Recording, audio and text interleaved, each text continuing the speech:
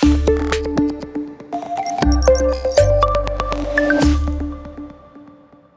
selamat sore. Selamat berjumpa kembali dengan Damas Ray Motivation Channel. Jangan lupa untuk mendapatkan video-video menarik dari saya, like, subscribe, dan komen, share.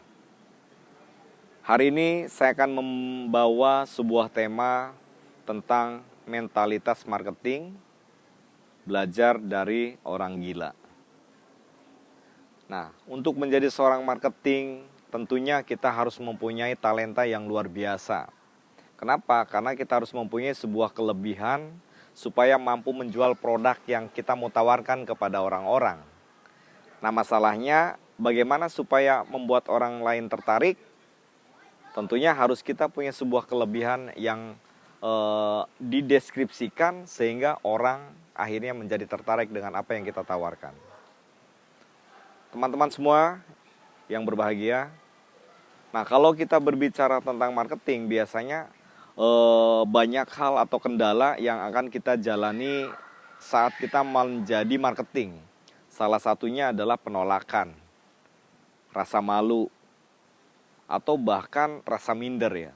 Semua itu muncul pada saat kita melakukan menjadi seorang marketing. Apalagi marketingnya adalah pemula, teman-teman semua.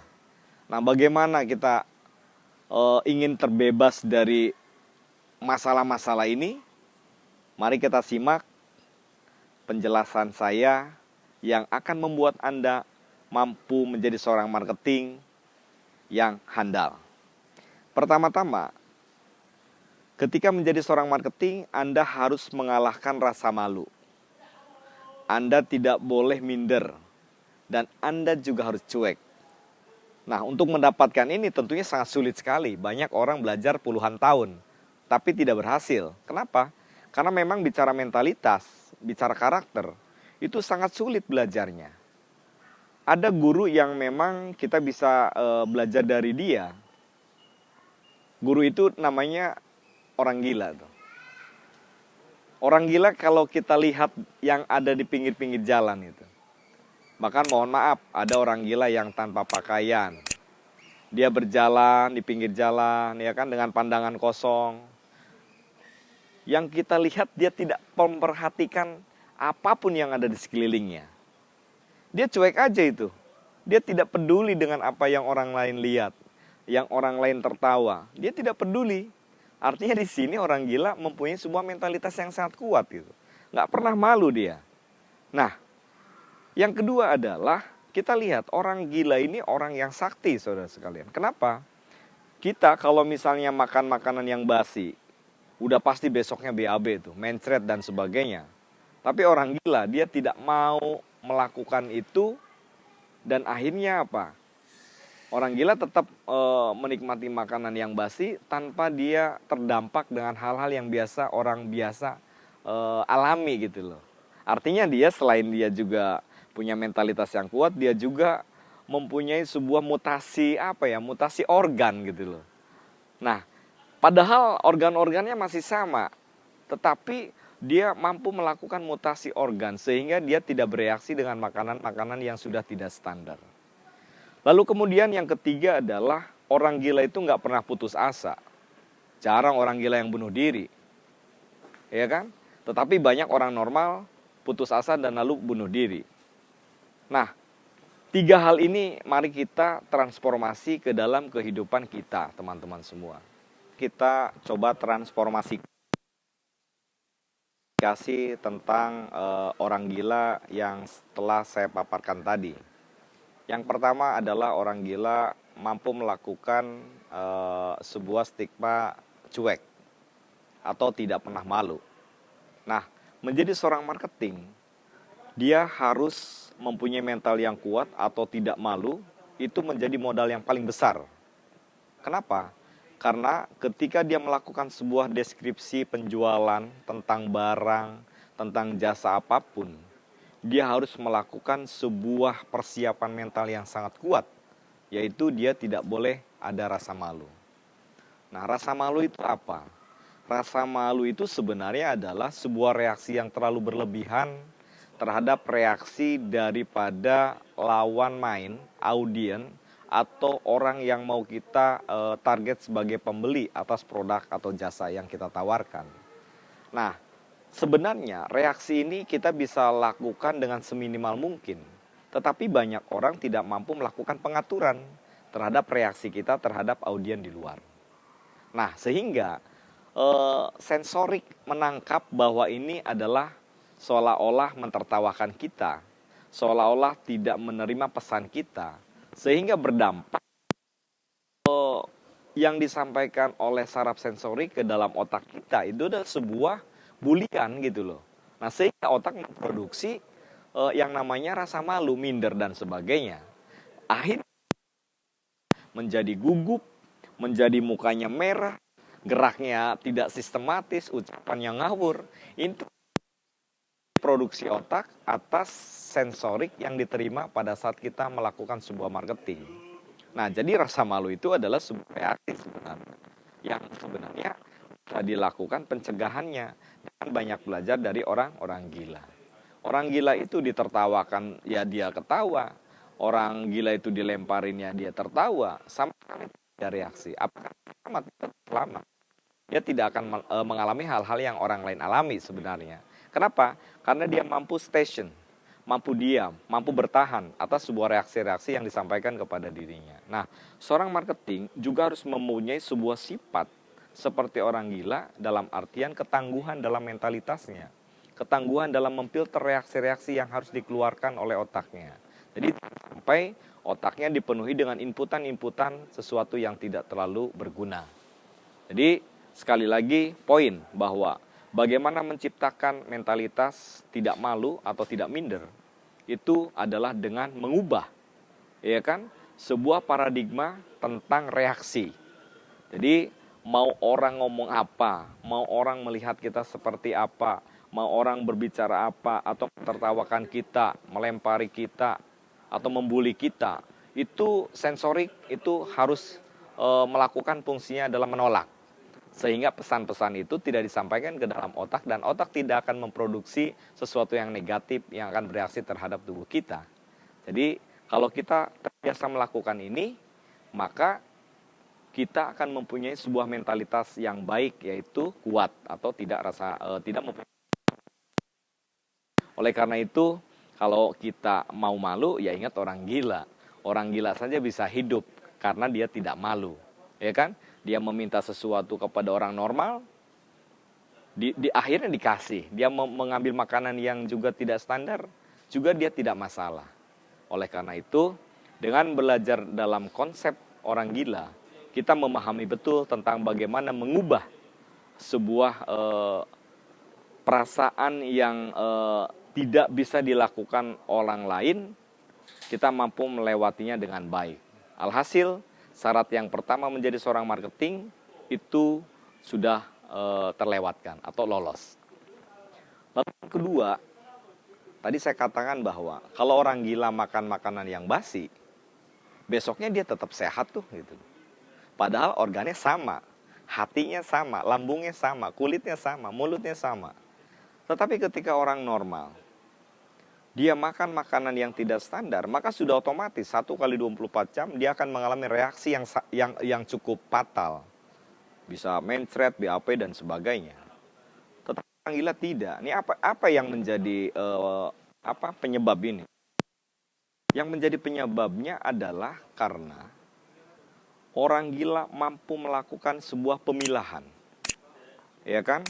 Mana yang dimaksud dengan makanan, mana yang dimaksud dengan energi. Kalau orang normal, dua-duanya sama, tetapi orang mampu. Bagaimana pemilahannya? Pada saat dia makan, tidak ada pikiran apapun dalam dirinya. Maka apa yang menjadi sesuatu yang ada di depannya, dia makan saja.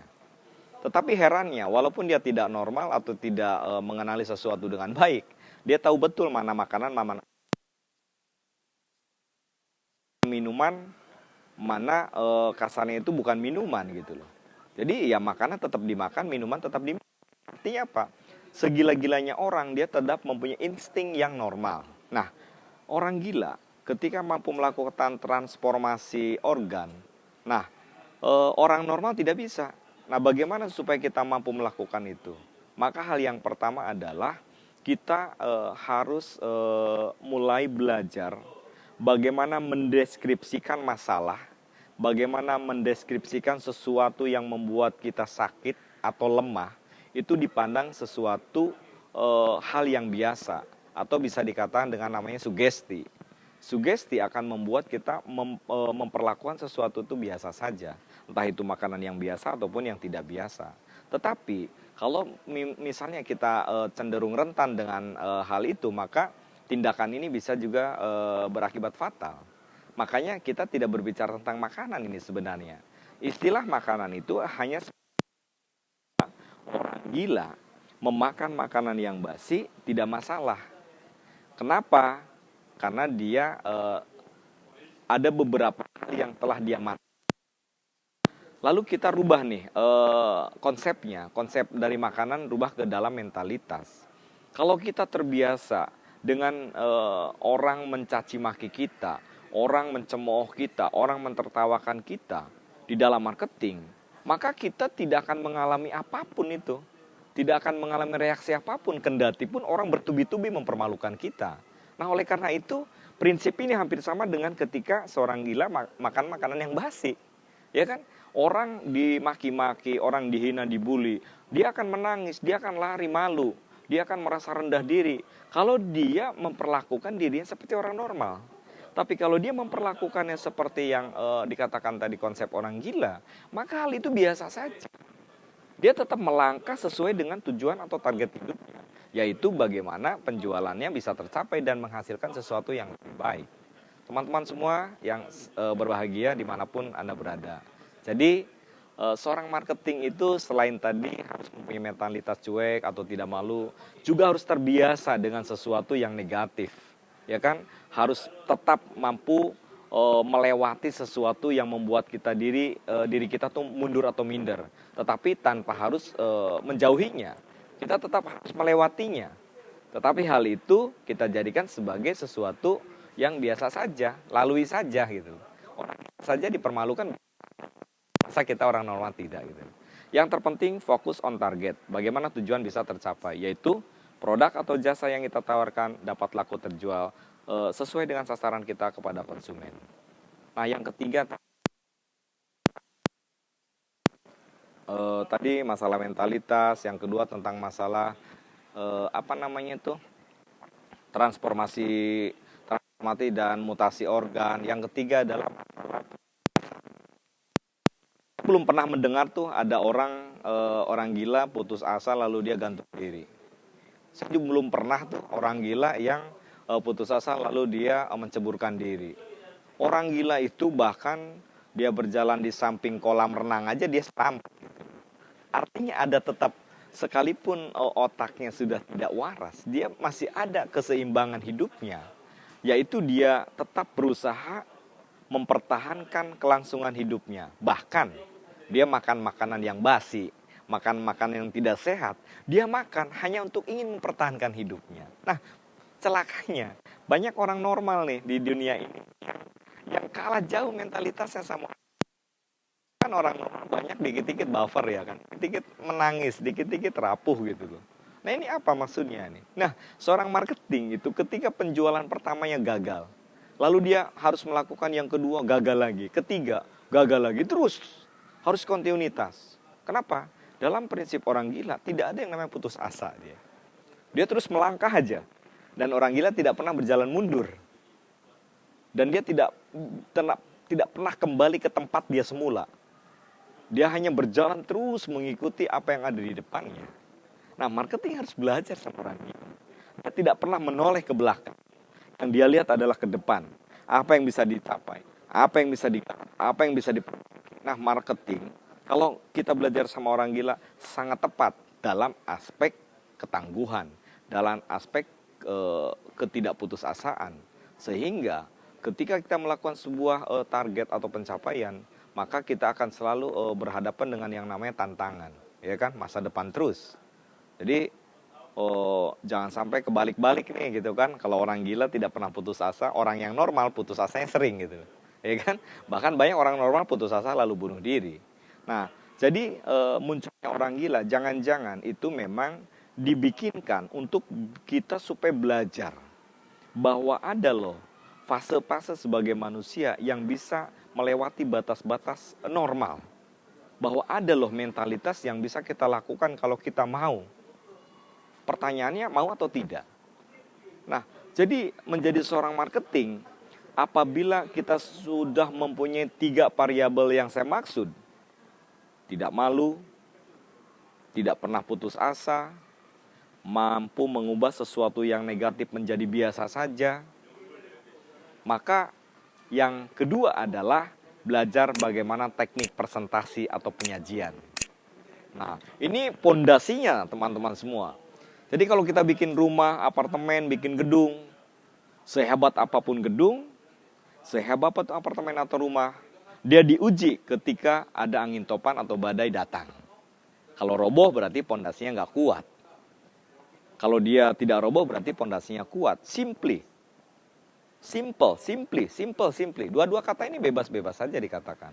Yang terpenting adalah ketika menjadi seorang marketing, bukan masalah omsetnya yang dinilai, tetapi bagaimana dia mampu mempertahankan penjualannya dalam setiap bulan. Semua kembali dalam konsep pondasi ya.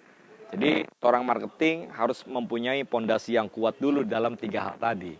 Kalau misalnya sudah mempunyai pondasi yang kuat, maka kita memulai menyusun dinding karir, mulai merekatkan batu-batu karirnya, sehingga lama-kelamaan menjadi sebuah bangunan yang kuat.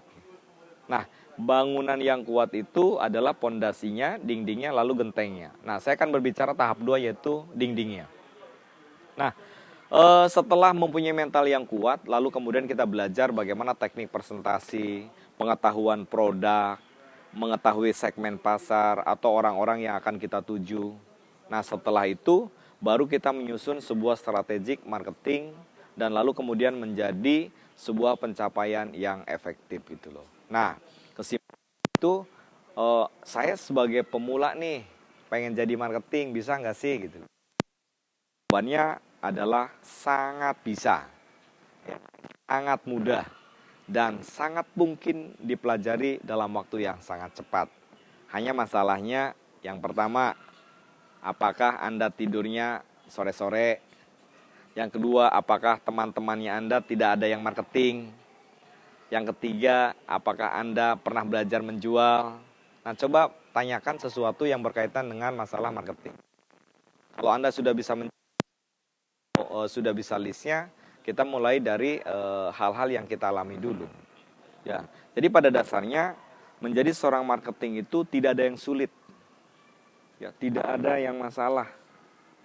Jadi kalau ada istilah menjadi marketing itu harus ganteng, harus perlente, harus punya mobil mewah, atau harus cantik, harus kulitnya putih, harus paripurna, rambutnya panjang dan sebagainya, tidak ada, tidak mesti. Ya kan? Menjadi seorang marketing itu hanya cukup mempunyai mentalitas yang tadi saya paparkan, lalu yang kemudian belajar teknik presentasi atau penyajian, yang ketiga adalah bagaimana menyusun konsep strategik marketing yang sangat baik. Terus yang terakhir adalah bagaimana mampu melakukan identifikasi konsumen. Jadi siapa yang akan kita tuju, maka kita pelajari dulu karakternya, pelajari dulu budayanya, pelajari dulu etikanya, sehingga orang yang akan kita tuju menjadi welcome dengan apa yang mau kita tawarkan. Jangan terlalu ngotot terhadap produk yang kita jual, tapi ngototlah tentang kebutuhan yang akan kita tuju. Ya, dengarkan apa cerita, kan apa yang diinginkannya, baru kita lari kepada produk. Jadi penjualan nomor 1, tetapi caranya adalah nomor 2. Bagaimana produk kita dijual, tetapi caranya yang nomor 1 itu adalah orang yang akan kita tuju.